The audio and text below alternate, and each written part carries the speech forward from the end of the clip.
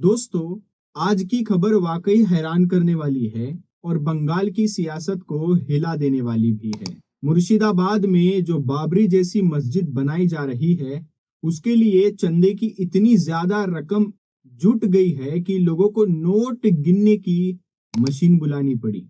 जी हाँ, machine. Media reports के मुताबिक 11 पेटी नकद चंदा जमा हुआ और साथ में 93 लाख रुपए ऑनलाइन आए।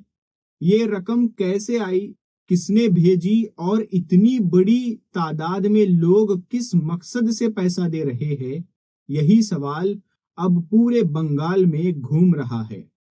सबसे पहले ये मामला तब सामने आया जब निलंबित टीएमसी विधायक हुमायूं कबीर ने 6 दिसंबर को बाबरी जैसी मस्जिद की नींव रख दी। उस दिन मौलवियों की मौजूदगी में फीता काटा गया, सुरक्षा इंतजाम सख्त थे, माहौल पूरी तरह से राजनीतिक भी दिख रहा था। शिलान्यास के बाद जो वीडियो वायरल हुआ उसमें साफ नजर आया कि कई लोग बड़े बड़े बंडल वाले नोट गिन रहे हैं और मशीन चल रही है। यानी चंदा इतना भारी था कि हाथ से गिनना मुश्किल हो गया था। इसके बाद ही यह खबर पूरे राज्य में फैल गई कि 11 पेटी पैसा इकट्ठा हुआ और वही लोग नोटों के बंडल गिन रहे थे।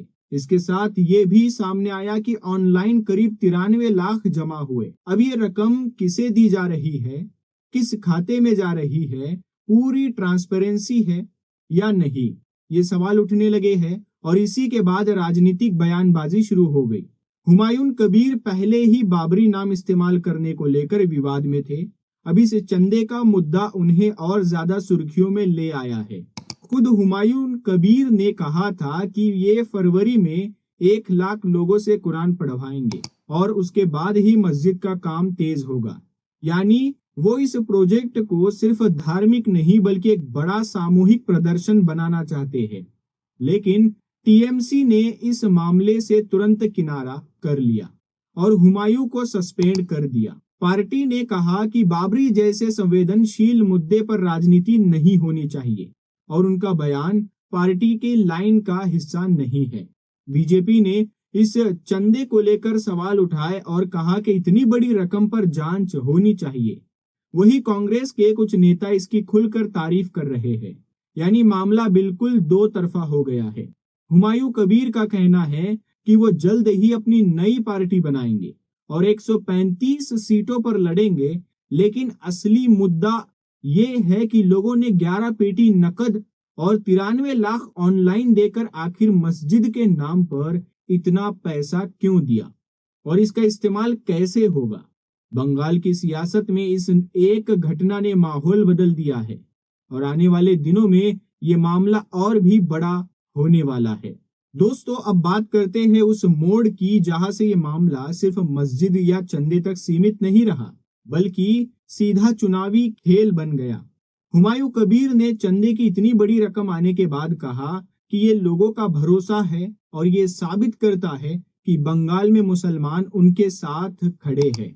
लेकिन असली बात यह है कि वो इस सारे माहौल को अपनी नई पार्टी के लिए जमीन तैयार करने में इस्तेमाल कर रहे हैं। उन्होंने साफ कह दिया कि ये टीएमसी और बीजेपी दोनों से लड़ेंगे और 135 सीटों पर उम्मीदवार उतारेंगे। ये बयान आते ही समझ आ गया कि हुमायूं अब खुलेआम सियासी मैदान में उतर चुके हैं। लेकिन यहाँ बड़ा सवाल उठता है कि क्या इतने बड़े दावों को वो पूरा कर पाएंगे, क्योंकि अभी तक उनके पास न संगठन है, न टीम, न कोई बड़ा ढांचा। सिर्फ विवादित बयान और मस्जिद का मुद्दा उन्हें दूर तक नहीं ले जाएगा, मगर वो मानते हैं कि मुस्लिम वोट एक तरफ खड़ा हो जाएगा। ये सोच शायद जमीनी हकीकत से दूर है। अब आते हैं उनके ताजा बयानों पर जो हर बार माहौल गर्मा देते हैं। हुमायूं कबीर ने मीडिया से बात करते हुए कहा था कि अगर कोई मस्जिद को रोकने की कोशिश करेगा तो वो भी चुप नहीं बैठेंगे। उन्होंने ये भी कहा कि अगर 100 मुसलमान शहीद होंगे तो 500 को लेकर आएंगे। इस तरह की भाषा ने पुलिस और प्रशासन दोनों को सतर्क कर दिया है। और ये बात भी ध्यान में रखो कि पहले भी चुनाव आयोग उन्हें नोटिस भेज चुका है, क्योंकि वो रैलियों में ऐसे जुमले बोल चुके हैं जो सीधे सांप्रदायिक तनाव बढ़ा सकते हैं। यही वजह है कि टीएमसी ने उन्हें सस्पेंड किया, क्योंकि पार्टी किसी भी तरह का धार्मिक झगड़ा अपने ऊपर नहीं लेना चाहती। 28 नवंबर को जब बेलडांगा में बाबरी मस्जिद के शिलान्यास के पोस्टर लगे, तब ही साफ हो गया था कि मामला बड़ा होने वाला है। पोस्टर में सिर्फ तारीख नहीं बल्कि हुमायूं कबीर का नाम आयोजक के तौर पर छपा हुआ था। इससे न सिर्फ बीजेपी भड़की बल्कि दूसरी पार्टियां भी इसमें कूद गई। बीजेपी ने कहा कि ये वोट के लिए धार्मिक मुद्दे उछाले जा रहे हैं। कांग्रेस के कुछ नेताओं ने खुलकर इसका समर्थन किया, क्योंकि उन्हें लगा कि इससे मुस्लिम वोट उनकी तरफ आएगा। यानी हर पार्टी अपने फायदे की राजनीति कर रही है, लेकिन असल में माहौल सिर्फ ज्यादा गर्म हो रहा है। अब जो सबसे ज्यादा चर्चा में है वो है फरवरी वाला प्लान, जहां हुमायूं कबीर 1 लाख लोगों से कुरान पढ़वाने का प्रोग्राम कर रहे हैं। ये सिर्फ धार्मिक कार्यक्रम नहीं होगा, बल्कि उनकी नई पार्टी का पावर शो भी बनेगा। प्रशासन पहले से अलर्ट है, क्योंकि इतनी बड़ी भीड़ और पहले से मौजूद तनाव को संभालना आसान नहीं होगा। लोकल इंटेलिजेंस टीमें ये देखने में लगी है कि पैसों का फ्लो कहां से आ रहा है और कौन कौन इस आयोजन को सपोर्ट कर रहा है, क्योंकि 11 पेटी नकद और 93 लाख ऑनलाइन का मतलब ये है कि इसमें सिर्फ आम लोगों की जेब नहीं लगी, कोई बड़ा फंड भी हो सकता है। अब आखिरी और सबसे अहम बात, हुमायूं कबीर जिस तरह हर बयान में बाबरी मस्जिद, मुसलमान, शहादत, राजनीति और चंदे को जोड़कर बोल रहे हैं, उससे साफ दिखाई देता है कि वो माहौल को भावनाओं की तरफ मोड़ रहे हैं। ये तरीका भीड़ खींच सकता है, लेकिन हमेशा भरोसा नहीं दे सकता। राजनीति लंबे सफर का खेल है, सिर्फ एक मुद्दा काफी नहीं होता। अब देखना यह है कि ये 11 पेटी चंदा और 93 लाख का मामला उन्हें कितना आगे ले जाता है, और क्या सच में उनकी नई पार्टी बंगाल में कोई बड़ा असर डाल पाएगी।